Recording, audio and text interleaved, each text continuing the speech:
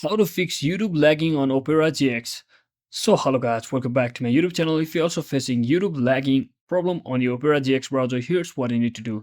So first, just head over to your settings and simply search in for the following keywords, which I will be typing over here. That is the first option, that is hardware acceleration.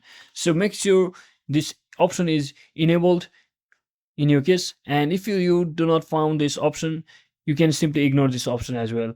So you may as well try to update your device driver as well. And once you do that, next thing what you want to search is add option.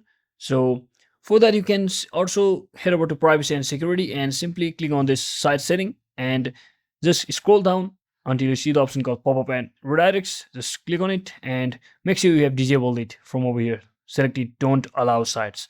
So once you do that, just search in for RGX, our next setting option. So once you search in for RGX, you should see something like this, and make sure you have disabled every option from over here, like enhance videos, so button to videos, enhance images, just like that. And make sure you have disabled all of them. And once you do that, your issue should be fixed. So thanks for watching. Don't forget to like and subscribe to the channel. See you on the next one.